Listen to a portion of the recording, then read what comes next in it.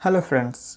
पिछले वीडियो में हमने 5 मेथड तक डिस्कस किया था कि कैसे आप अपने ईगो को कंट्रोल कर सकते हैं। इस वीडियो में हम 6 से लेकर 15 मेथड तक डिस्कस करेंगे कि आप अपने ईगो से छुटकारा कैसे पा सकते हैं। तो आपने अगर मेरा पिछला वीडियो नहीं देखा है तो आप इसे ऊपर लिंक पर क्लिक कर देख सकते हैं, या फिर मैं उसका लिंक डिस्क्रिप्शन में भी दे दूँगा, आप वहाँ भी क्लिक कर देख सकते हैं। तो चलिए बिना देरी किए इस वीडियो को शुरू करते हैं। नंबर 6, बातें करना छोड़ो और काम करना शुरू करो। सोशल मीडिया के इस ज़माने में बहुत सारे लोग बस एक दूसरे को नीचा दिखाने में और बातें बनाने में लगे रहते हैं। एक कमेंट से दूसरा कमेंट और दूसरे से तीसरा, और हमारा ईगो हमें बातों के जाल में कुछ इस तरह फंसाता है कि हम बस चीज़ें प्लान ही करते रह जाते हैं, कुछ नया कर ही नहीं पाते हैं। असल में बातों से दूसरों को हराना हमारे ईगो को आसान लगता है, क्योंकि वो कुछ क्रिएटिविटी करने का मेहनत ही नहीं करना चाहता है। इसलिए बातें छोड़ो और काम पर लग जाओ, फिर देखो आपका ईगो कैसे भागता है। नंबर 7, घमंड को बाय बाय करो। मैं ये कर सकता हूँ, ये कॉन्फिडेंस है, और सिर्फ मैं ही ये कर सकता हूँ, ये घमंड है।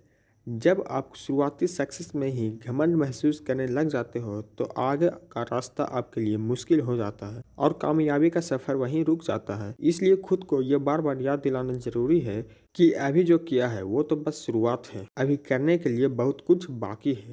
डेली रूटीन की बात करें तो आज आपने क्या क्या कर लिया, ये सोच सोच के ईगो को बढ़ाने की जगह खुद को ये याद दिलाओ कि क्या क्या करना भी बाकी है। नंबर 8, कहानी मत बनाओ।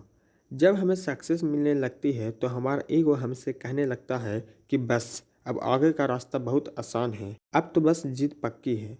ईगो की बनाई कहानी में फंस कर हम फैक्ट्स पर ध्यान नहीं दे पाते हैं और अपना नुकसान कर बैठते हैं। इसलिए ये याद रखना बहुत ज़रूरी है कि प्रेजेंट सक्सेस कभी भी फ्यूचर सक्सेस की गारंटी नहीं देता है। अमेजॉन के फाउंडर जेफ बेजोस का कहना है कि लाइफ में कोई आह मूवमेंट नहीं होता है। इसलिए कई बिलियन का नेटवर्थ होने के बाद भी जेफ अपनी कामयाबी का जश्न मनाने के बजाय फैक्ट्स और फिगर पर फोकस करते हैं। लेसन नंबर 9, खुद को मैनेज करना सीखो। ईगो हमेशा हमें ऐसे चीज़ों की तरफ ले जाता है जो हमें तुरंत खुशी दे। इसे कहते हैं इंस्टेंट ग्रेटिफिकेशन। इसी की वजह से हम एक प्रोजेक्ट से दूसरे प्रोजेक्ट की तरफ डिस्ट्रैक्ट होते हैं। जबकि आपको सक्सेस की हाइट और पोजीशन पर पहुंचना चाहते हैं तो आपको अपना प्रोजेक्ट छोड़ने से पहले पूरी कोशिश करनी चाहिए।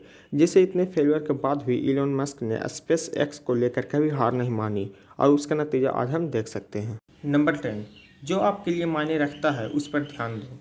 अगर आप चाहते हो कि आपका ईगो आपकी कामयाबी के रास्ते न आए तो खुद से बात करने के लिए थोड़ा समय निकालो। अपने आप से पूछो कि आपको क्या चाहिए, आपकी प्रायोरिटीज़ क्या है, उसके हिसाब से आप अपना गोल सेट करो। उसके बाद आप केवल अपने गोल्स पर ध्यान दो, बाकी जो आपके रास्ते में आए उसे ना कहना सीख लो, चाहे वो आपका ईगो ही क्यों ना हो।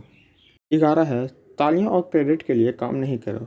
जब भी हम कोई काम करते हैं तो हमारा ईगो चाहता है कि हमें वाहवाही मिले, क्रेडिट मिले, लोग हमारे लिए तालियां बजाएं। लेकिन जो लोग तालियों के लिए काम करते हैं वो अक्सर अपने असल पर्पस से भटक जाते हैं। इसलिए क्रेडिट के लिए काम करने के बजाय आप एक्सपीरियंस के लिए काम करें, क्योंकि क्रेडिट आपको मिले ना मिले लेकिन आपको हर काम से एक्सपीरियंस ज़रूर मिलेगा, और वही एक्सपीरियंस आपको लाइफ में बहुत काम आता है।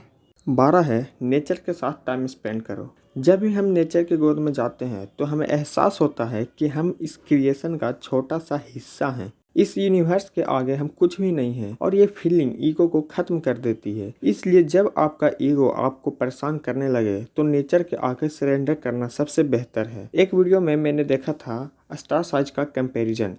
उस वीडियो को देखने के बाद लगा कि इंसान का ईगो कितना छोटा है। अर्थ यूनिवर्स में एक डॉट के बराबर भी नहीं है, बहुत छोटे हैं हम लोग। उस वीडियो को देखकर आपको लगेगा कि आपके सारे प्रॉब्लम, ईगो, हर परेशानी इस यूनिवर्स में कितनी छोटी है। 13 है, choose a life time over dead time. Time को वेस्ट करने के बजाय उसका इस्तेमाल करें। फेमस राइटर रॉबर्ट गिरी का कहना है कि टाइम को 2 तरीके से स्पेंड किया जा सकता है। पहला कि कुछ होने के इंतजार में टाइम बर्बाद करके, दूसरा टाइम का सही इस्तेमाल करके, कुछ सीख के, कुछ नया करने की कोशिश करते हुए। जब हमारे ऊपर ईगो सवार होता है तो हमेशा हम टाइम बर्बाद करने का रास्ता चुनते हैं, क्योंकि हमारा ईगो कहता है कि जब तक सिचुएशन हमारे हिसाब से नहीं होती मैं कुछ नहीं कर सकता। जबकि होना ये चाहिए कि सिचुएशन चाहे जैसी भी हो, मैं कोशिश करूँगा, क्योंकि मेरी कोशिश से ही कुछ बदलेगा। याद रखिए कि अगर आपको एग्ज़ाम में टॉप करना है तो आपको एग्ज़ाम देना ही होगा, कोई दूसरा रास्ता है ही नहीं। एग्ज़ाम आप नहीं दोगे तो फेल होना पक्का है, लेकिन आप एग्ज़ाम दोगे तो हो सकता है कि आप फेल हो जाओ, हो सकता है कि आप टॉप कर लो, हो सकता है कि आप टॉप ना करो, लेकिन चांस टॉप करने का एग्ज़ाम देने वाले केस में ही है। 14 है, ओवर थिंकिंग मत करो। ओवर थिंकिंग एक ऐसी बीमारी है जिससे आज की जनरेशन का लगभग हर एक इंसान परेशान है।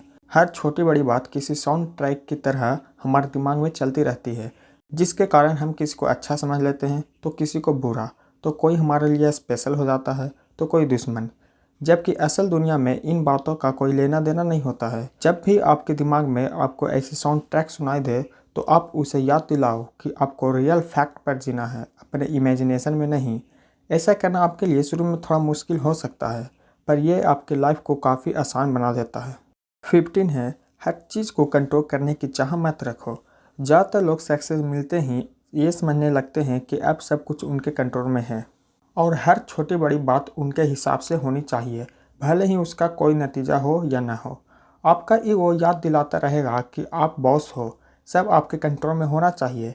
ऐसे में आप खुद को याद दिलाओ कि कई बार बातें हमारे कंट्रोल में नहीं होती है, क्योंकि हर किसी की ताकत और पहुंच की लिमिट होती है। ये दुनिया हमारे हिसाब से कभी नहीं चलती।